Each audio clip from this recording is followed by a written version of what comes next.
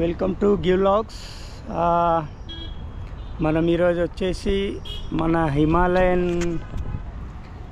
గురించి రివ్యూ. ఇది యాక్చువల్గా నేను ఈ బండి పర్చేస్ చేసినప్పటి నుంచి దీనికి ఫ్యూయల్ గ్యాస్ ప్రాబ్లం ఉండే. సో ఫ్యూయల్ గ్యాస్ ప్రాబ్లం ఉంటే ఏమైందంటే ఆ ప్రాబ్లం కోసం నేను సనత్ నగర్ సర్వీస్ స్టేషన్లో సర్వీస్కి ఇవ్వడం జరిగింది. బైక్ అనేది సర్వీస్కి ఇచ్చినప్పుడు వాళ్ళు 3-4 సర్వీసులు చేసిరు. 3-4 సార్లు ఆ కంప్లైంట్ని అయితే అటెండ్ చేసిరు, కానీ ఆ కంప్లైంట్ ఎప్పుడు కూడా వాళ్ళు పూర్తిగా దాన్ని సాల్వ్ చేయలేకపోయారు. ప్రాబ్లం ఏంటంటే వాళ్ళు జస్ట్ ప్రొకాషనేట్ చేస్తున్నారు అంతే. బైక్ తీసుకుంటున్నారు, దాన్ని లాగిన్ చేస్తూ ఉన్నారు, కంప్లైంట్ రిజిస్టర్ చేసుకుంటూ ఉన్నారు, బైక్ని అట్లనే పెట్టేస్తూ ఉన్నారు ఎంతసేపు. దాన్ని ఏం చేయడం లేదు. వాళ్ళు దాన్ని రెక్టిఫై చేస్తేనేమో పరిస్థితులు వేరేగా ఉంటాయి. రెక్టిఫై చేయడం లేదు వాళ్ళు. నాకు ఆల్మోస్ట్ ఒక 1 ఇయర్ వరకు నాకు ఏం చేసిరంటే వాళ్ళు 1 ఇయర్ వరకు పూర్తిగా నన్ను మభ్యపెట్టడమే జరిగింది. వాళ్ళు ఎంతసేపు మభ్యపెట్టడం ఏంటంటే బైక్ అనేది మేము దాన్ని డయాగ్నోస్ చేస్తున్నాం, ప్రాబ్లం లేదు, అందులో ప్రాబ్లం ఉంటే మేము డయాగ్నోస్ చేస్తున్నాం, ప్రాబ్లం సాల్వ్ చేస్తామని చెప్పేసి వాళ్ళు 1 ఇయర్ వరకు నన్ను సతాయించడం జరిగింది. రకరకాలుగా సతాయించారు. అఫ్కోర్స్ వాళ్ళ దగ్గర టెక్నికల్ టీం ఉన్నారా లేదా, లేకపోతే వాళ్ళు ఆఫ్టర్ సేల్స్ సర్వీస్ అనేది వాళ్ళు కరెక్ట్గా హ్యాండిల్ చేయగలుగుతారా లేదా అనేది నాకు ఇప్పటివరకు కూడా అర్థం కాలేదు.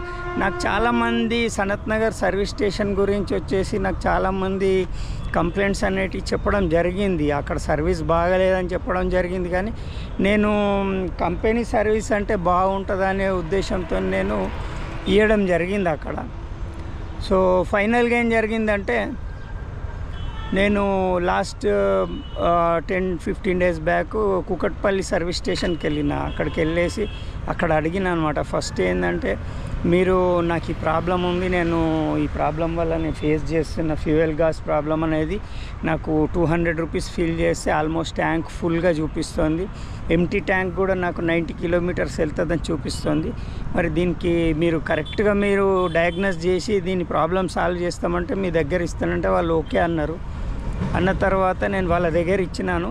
సో ఇప్పుడు వాళ్ళు ఫ్యూయల్ గ్యాస్ ఒక 10 డేస్ టైం తీసుకొని కొత్త ఫ్యూయల్ గ్యాస్ రిప్లేస్ చేయడం జరిగింది. రిప్లేస్ చేసిన తర్వాత నేను ఒక ఇంచుమించు ఒక 200-300 కిలోమీటర్స్ అనేది రైడ్ చేసిన. ఇప్పటివరకు 200-300 కిలోమీటర్స్ రైడ్ చేస్తే నాకైతే సాటిస్ఫైడ్. ఆల్మోస్ట్ ఆ డిఫరెన్స్ అయితే కనబడుతుంది. వాళ్ళు చేసిన వర్క్ ఏంటి అనేది డిఫరెన్స్ కనబడుతుంది.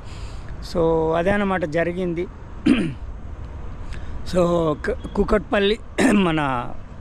కూకట్పల్లి సర్వీస్ స్టేషన్లో చాలా బాగున్నది సర్వీస్ అయితే.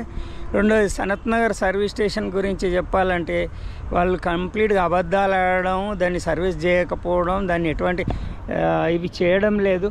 సో నాది ఒక చిన్న రిక్వెస్ట్ ఏంటంటే రాయల్ ఎన్ఫీల్డ్కి, సో బైక్ అనేది ఇక రాయల్ ఎన్ఫీల్డ్ గురించి ప్రత్యేకించి చెప్పాల్సినటువంటి అవసరం ఏమీ లేదు. ఏంది అనేది క్లాసిక్ నుంచి తీసుకొని అన్ని బైక్స్ గురించి.